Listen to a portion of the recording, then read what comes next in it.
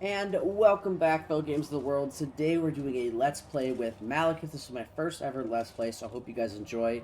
This is to show you provinces and like what I do, my thought process on how I do battles, what I do every turn. So yeah, let's get into it. So we have Maliketh, who is the Witch King of the Dark Elves. What I always do is always take my Sister hero of the unit. Dark I'd put it Covenant. into the main army Relics here. come forth. Then what I always do next is I always go to technology, and I make sure to look at what technologies I have. In every faction, I usually always go for growth immediately. And the reason being that I go for growth is the faster you can grow, the faster you can build better buildings and things in your settlements. So, for example, plus 10 growth doesn't seem like a lot, but if you can get a lot of growth in your settlements, you can start growing your buildings quicker, which means in war, when you have more advanced things than your enemy, usually more often than not, you're in a better position to win the war. So I highly recommend going for growth first. Okay. So the next thing I do is I do diplomacy. So if you don't know what diplomacy is basically talking to different factions and seeing which ones like you, which ones don't. Basically getting resources, being friends, enemies. This is where you find all that information. And what I like to do is I always like to go to the quick deal first. Limitless. I don't know if I want to make friends with them yet. I'll show you why next. Argoneth, I do want to do a trade agreement with her because she is a legendary lord, which then we can confederate her potentially down the line, which means legendary lords are stronger lords than your normal average lord. Limitless. So we're gonna check all our diplomacy here. So we can definitely. So we start out at war with the Skaven Clam Septic right here. So let's go back to the quick deal, or click off quick deal. So now you can see that there's Dark Elves, High Elves, Nurgle, Skaven, Tzeentch. What I like to do every first turn is I like to click on my attitude and see who hates me. So who's the most likely to declare war on me? So the High Elves here, Nagareth is one of the ones that are most likely to declare war on me, and Clam Septic, but they already are at war with me. And then Broken Wheel, Septic Claw are more likely to declare war on me than the Dark Elves here, because if I go Attitude up here, you click it again, you can see that they're happy with me, and they're indifferent, so they're not going to declare war on me.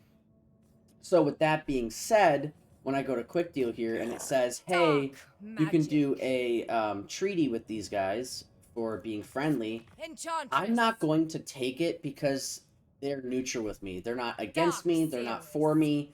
The only time I'd ever do something like this is if I need money. But the problem is the moment that you start making friends with people for the for money's sake and stuff like that, that is kind of when basically your actions have reactions. For example, if I were to make friends with this faction, Clan Karan right here, then I would make the Slaughterhorn tribe upset with me because I made friends with them, or a non-aggression pact.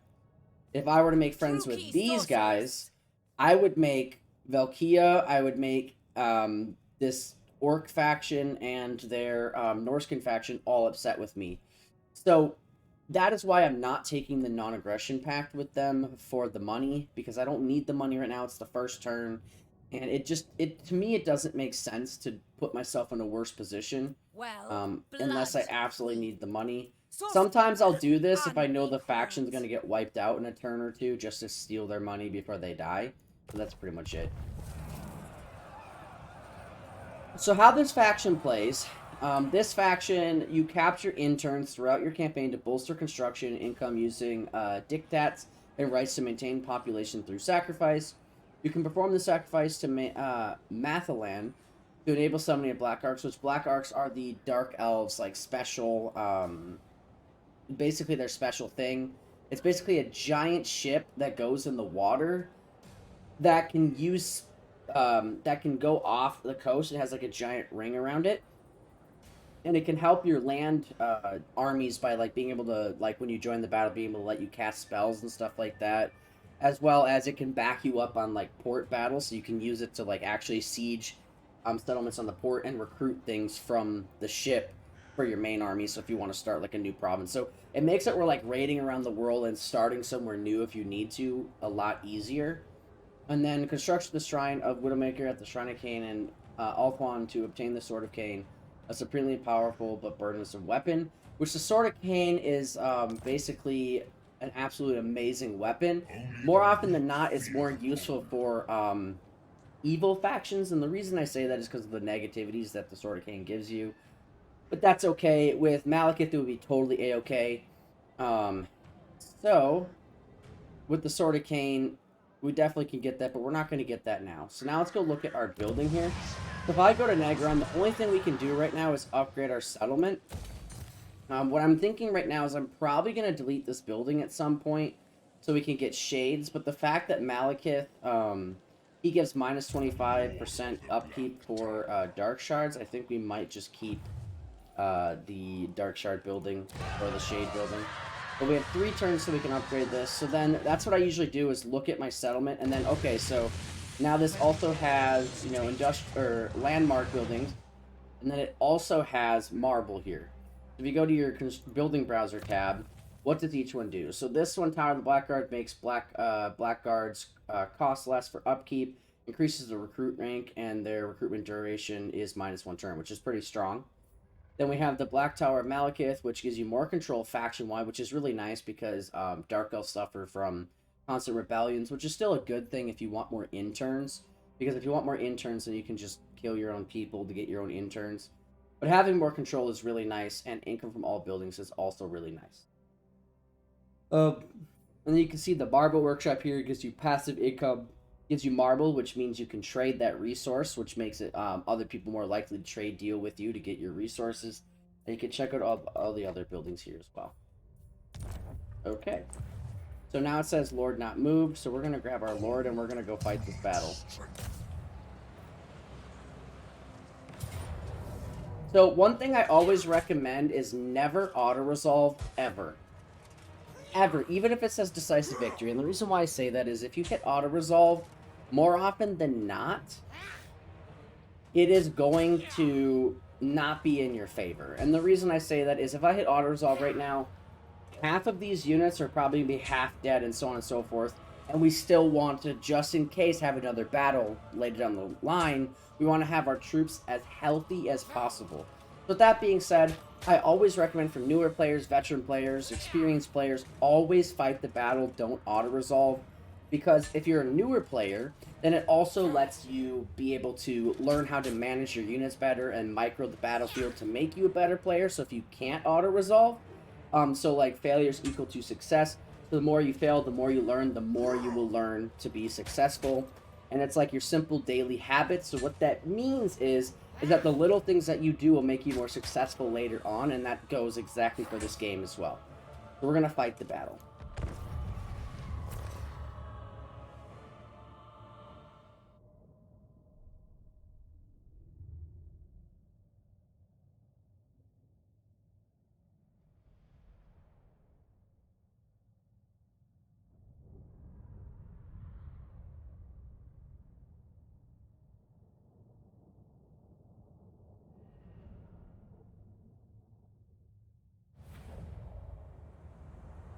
So, when I get into a battle, the first thing that I always like to do is look at what my enemy has brought. So they brought Skaven Slave Slingers, and then they brought Clan Rats, Skaven Slaves, and Spears. So nothing too strong, to be honest with you. Nothing too strong. Basically, Skaven Slaves and Skaven Slaves, even Clan Rats, are very weak leadership, so they route very easily, so they will always constantly be running. It's pretty annoying, but it is what it is. That's what Skaven do. As well as one thing you want to watch out with the Skaven when you're building your formations is they will summon units usually on your archers, so I always want to have something to protect my archers. And right here, so risk magic for more favorable wins. So you can actually use your magic to get more wins of magic, but I always usually just leave it the way it is, because more often than not, for me, it always makes it worse off for me. So when I look at my formation, what I like to do is you can actually press the button G on all your lords and heroes. So like, for example, now that I press G, you see how it says 1 and 2 there? I can double tap Maliketh on number 1, so double tap number 1, I can go to him, double tap number 2, I can go to her, and so on and so forth. So I have a MMO mouse, so it has like the buttons on the side, but even like up here, so if I'm pressing the buttons up here, it's still a lot faster reaction time on the battlefield than if you were to like have to drag and look around.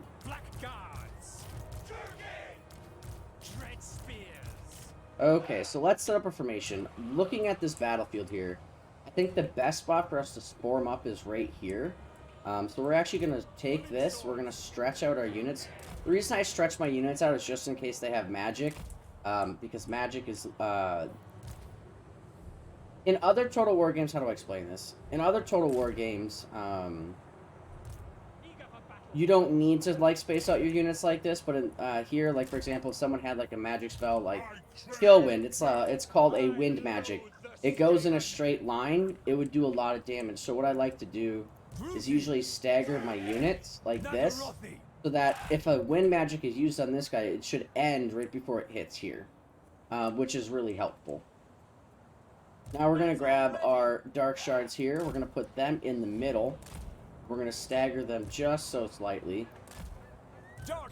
They also don't get hit. And what we're going to do is we're going to put these guys right here, our chariots, which are also missile units, up front. Because what we're going to do is we're going to try to use up as much ammo of the missile chariots as we possibly can while harassing the enemy over here. So that's exactly what we're going to try to do. What I mentioned about Skaven summoning units behind you, I always like to put either a spearman or like my higher tier unit early game in the back to defend myself against Skaven because they can kill it really quickly so the archers can get back in the battle. We're going to put the fire sorcerer here on this side, and we're going to put Maliketh right here. He is a very good melee lord, very, very good spellcaster as well. So I always like to put him on the front line. And another thing you want to do in your battles, if you haven't turned it off in your settings, is turn off skirmish mode, because skirmish mode, more often than not, will screw over your campaign because it will make these guys not shoot because they'll be running away, which means if you're not shooting, then their value as a unit goes down the pooper because you're not using your ammo. So ranged units, their value is in their ammo because their melee and all that kind of stuff really sucks if you look at the side, but their armor, their missile strength, their range is the strength of the unit. We're going to bring this forward. And there we go. So let's get into the battle here. I'm going to use my chariots and move them forward here. I'm going to go in fast forward speed so I can try to do as much as possible. And I'm going to go on melee mode and try to get around back to the... I want to get back to the Skaven Slave Slingers back here to try to ram them a little bit. And then get out. So what I'm trying to do here is kite around to, like, break their leadership, but also get a few kills. And so look, there's an opening right there. So I'm going to charge in, I'm going to charge through, I'm going to go over here, I'm going to charge in and charge through. You see how that unit is breaking right there? Okay, now we're going to go slow mode. I'm going to go like this. We're going to grab Maliketh, and I'm going to hit Alt 2. As you can see, Alt 2 lets me cast my spell like this. And we're going to go right here, and we're going to get 3 in 1. Look at that. Tasty. So I'm going to double tap 7 again and go back to our chariots here. We're going to try to avoid the spears because spears have good charge against... spears usually have a good effect against medium to large units, so that would be a chariot. So you never want to charge your chariots into spears unless it's in the backside. So we have 9 more seconds until we can use Chill Wind again, so we're going to wait to use Chill Wind. I'm going to check back. Okay, so now that we can use Chill Wind again, I'm going to go hit the Alt 2. I'm going to go hit the archers right over the little Skaven-y guys right here. As you can see, boom. You see how much damage that does? And it's also a low-cost Chill Wind, low-cost spell, which is really nice. So as you can see, we barely have lost anything, and we're chasing everything off. So you can see that so this right here means that they can still come back. They're just routing. The skull in that flag means that they're not going to come back. They're routing completely. So as you can see, we charged into the Skaven Slave spears here. But that's okay because they're going to break and we're going to route them back. Especially with that one too. We're going to hit Alt 2 again and we're going to use this. We're going to 3, 2, go. Now we're going to hit both of them at the same time. Boom. So we're doing a lot of damage here. Yeah, we're going to have both of our archers now. We're going to have them both shoot those Skaven Slave Slingers so they can't come back into the game. I'm going to have these guys charge them off the battlefield to route them off so we don't have to worry about them. Then we're going to come back. Another cool thing about Dark Elves is if you get a certain amount of kills on the battlefield, you can then get a buff, which increases your melee attack, your charge bonus, armor piercing, missile damage, and so on and so forth. As you can see, that is exactly why I put mine in a line like that. Because if that spell would have gone here, it would have actually affected me worse. We're going to have Maliketh go after him now and do this. We're going to have her go after him as well. Yeah, so we took a little more beating of than I wanted, but that's okay. We'll be able to heal up after the next battle. So we're going to use Maliketh to duel this guy right here. We're also going to get her in there as well. I'm going to take these guys. Nope. Yep, don't like that. I'm going to take... I honestly don't like the Dark Elf Bleak Swords. I would rather just have Dread Spears. I'm going to send these guys in to go hit the archers there. I'm going to move these guys to the front line. Get our chariots over here as well. We're going to do this. Oh, that was weird, the way that was. But this should be able to break their leadership. Then they'll be able to charge over here. We got their lord surrounded now. We're going to have the Blackguard attack the little Skaven guy as well. If you hit K, you can turn on the cinematic mode to get some better view. And then what I always try to do with my units is try to kill as much as possible at the end of the battle. Because units, the way their experience works is the more they kill, the more experience they gain. Well, lords are the determining outcome of the battle is how much experience they gain. So if I get a decisive victory, Maliketh gains more experience. If I gain a close victory, he gains less. If I gain a pyrrhic victory, he gains less. If, and then if he's a defeat, it's a defeat. But units are based off of how much kills they get. So, we're there. Oh, it looks like we killed their lord. Okay. We're going to go this way. What I usually do is fast forward. So now we can fast forward. I'm going to double tap 7. Bring this forward. I want him to go for the Skaven Slave Slingers. And look at, he's doing damage to those guys and he's not even trying to hit them. Go, go, go, go, go. Go, go, go, go, go.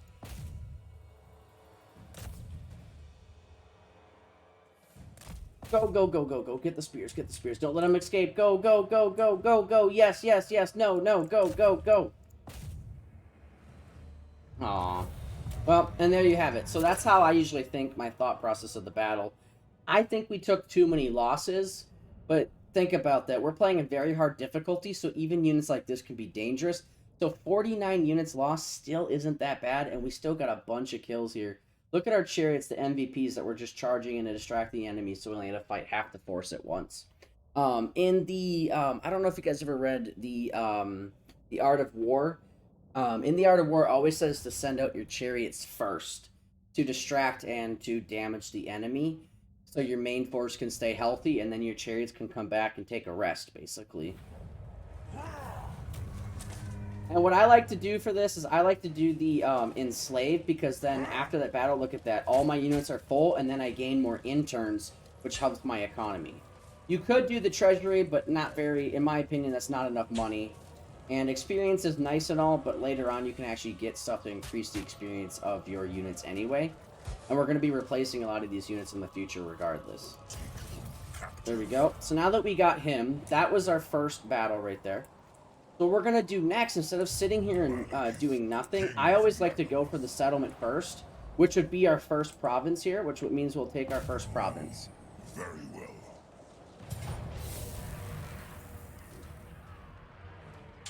So you see how it says decisive victory here? Well, we could hit auto-resolve, but not ideal. And the reason I'm saying that again is because if I hit auto-resolve, I don't know if they have any more armies around. I don't know if they have an ambush waiting for me.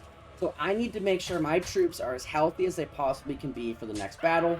So we're going to fight this battle.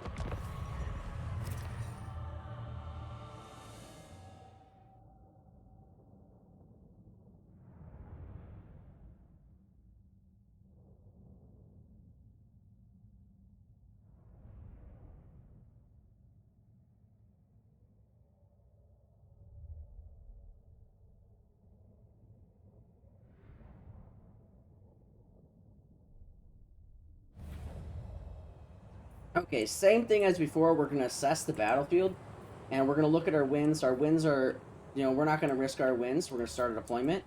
We're going to look at the battlefield. We're going to see what they have. They have Skaven slaves. They have all really bad units, in my opinion. Because Skaven slaves, if you understand Skaven units, it's the worst of their units. So We're going to try to take the chariot and do what we did before and try to kill as many of the range units as we possibly can. We're going to hit G on all our units to separate them. So if you hit shift and then you click like this, you can grab more than one. So shift and left click, you can grab more than one unit at a time, then you can hit G. Boom. Shift click G. And then we can, and they did save our last formation, so that's kind of nice for us.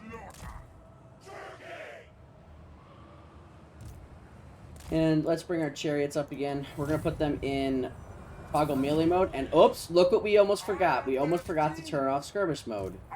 So let's turn off skirmish mode. And now let's fast forward and let's charge into battle here. So that's Skaven Slave Spears right there. We're going to go for the Clan Rats instead. Charge in it. Look how much damage that did. That did a lot of damage. Did a lot of damage. And now their rats are spawning right there. So we're also making them spawn their rats in the back here, which kind of wastes their rats.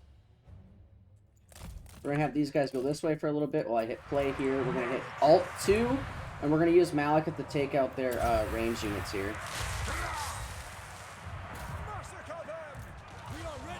I'm actually going to have Maliketh get into melee combat there, and we're going to have her get into melee combat here too, and we're going to have the Blackguard move forward here. They don't have a caster, so I'm not too worried about how the end result is for that. Okay, so now that we have half of this army distracted over here, what we're going to do is we're going to completely go around, and we're going to go hit those archers. Yeah, so we're actually doing some pretty good damage. Actually, I think the archers are going to fail. So what we're going to do is use this right here. Let's zoom in, let's watch that go. Ooh, purple's my favorite color. Look at that. That absolutely just wrecked them. I'm actually going to take this and charge these guys here. So we have our Firecaster here in melee. We're going to move her out of melee now, and we're going to move these guys to go shoot in this direction. I have no idea what my archers are in melee.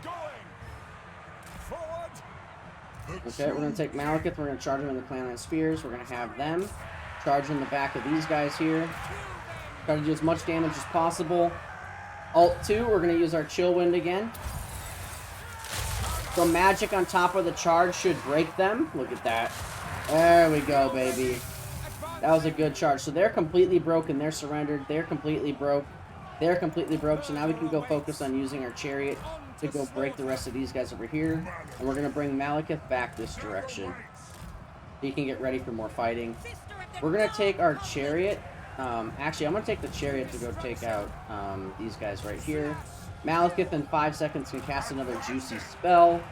We're holding off for that. Here we go. So now we can cast another juicy spell. So we're just going to go right down the middle right here.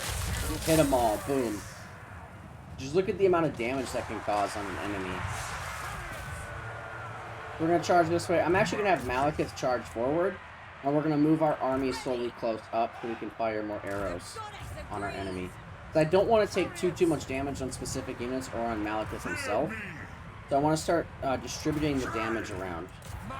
So they're completely broke. They're completely broke. The problem is right now is we're in spears right now, which spears are harder for chariots, cav, and stuff like that to get through.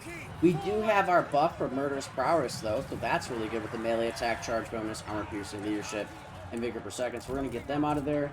We're gonna now do Alt 2 again, and we're gonna cast our magic spell on these archers, or these slingers, I should say. They're not really qualified as archers. And they should be taking leadership penalties soon here. So we're going to bring these forward. We're going to have, there we go, and that's GG. As you can see, our chariots did a lot of work here. Maliketh also did a lot of work here. Let's end our battle.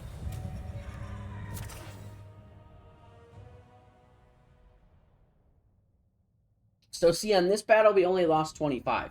And the reason why that is because in the last battle, they actually had a lord, where this battle is a settlement where they don't have a lord. The lord was casting magic on our army, where they didn't even get the chance on this one because we used all our mobility with the cav to ram into their archers so they wouldn't be able to use them.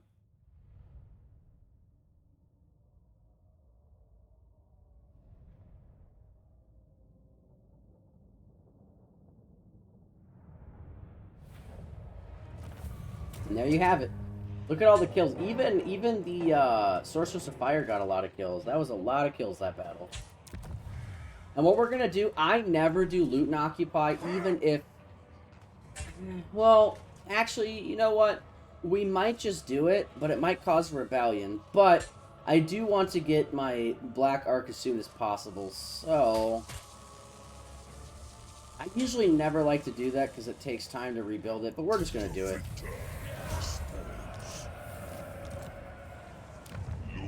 So you see, now we have to repair it, and then I'm going to grab the growth building right here, because growth is essential to get more powerful troops out. Now, we're going to recruit more Dark Shards. Reason being is they have armor-piercing missiles, and over here is a Dwarven Lord that is super strong, and we need as much armor-piercing as we can possibly get. So on Maliketh, what I like to do is I like to go down his magic tree and get Chill Wind first. The reason being is he can basically make that one spell that almost won us the whole battle cost basically nothing. And then after that, I like to take Maliketh and I like to go down the Route Marcher stance. And then I like to get the Dreaded Slaver. And then I like to get Iron Discipline. So when I'm in a province, I can gain more control. Then I get Draftmaster. I always get Lightning Strike. I absolutely love Quartermaster because then we can have more expensive units in our army. And then I like to get some Elven Healing before we get Renowned and Feared. And then obviously at that point we'd be able to get all his special stuff up here. So I usually, what I like to do in every campaign is look at my Lord and see what can I make my character into. So he could become a war leader, which increases casualty captured post-battle plus 50%, which means that we would have more interns. And we'd also have more minus 10% upkeep so we can have a stronger army. But if we go this route, we gain more growth, better construction income from all buildings. This would be able to grow our empire better if we went Tyrant. Looking at it. Then we gain more diplomacy with Dark Elves. We also gain income from... Okay, so we'd gain more money from our interns and more income. So I would almost want to do minus upkeep so I can have better armies and then looting settlements and sacking settlements. Oh, and suffered from attrition. I would like to go war leader because if we have to fight chaos at all, we will eventually start taking attrition, sadly. So we're definitely going to probably go down that route. Let's look at our Fire Mage. What I'm going to do with the Fire Mage, since Maliketh is the power, I'm going to have the Fire Mage be the buffer. So I want them to give Flame Sword of Ruin. I want them to give Cascading Fire Cloak, and so on and so forth, because Maliketh is the damage dealer. We don't need Burning Head because we have Maliketh. Okay, we're going to check our commandments. So commandments are basically once you control an entire province, you can actually check and click extra benefits for controlling the whole province. So, me personally, with this right here, we could get more income, but we don't have any income buildings. Well, I guess maybe the capital, but that's about it. We could get more control, which since the reason why I'm doing the control, essentially loot and sacked hard Cauldra, I want to be able to have our control higher. And what we're also going to do, just in case, while we're moving our armies this way, I want to recruit another Lord at our capital because I don't know if we're going to be under attack or not. And for another Lord at our capital, well, actually looking at this, we'll wait and see because I don't like the loyalty system. The way the loyalty system works is if you don't do what their favorite thing is, they'll eventually break loyalty with you. But I'm going to hold off on that for this turn because we don't need it yet.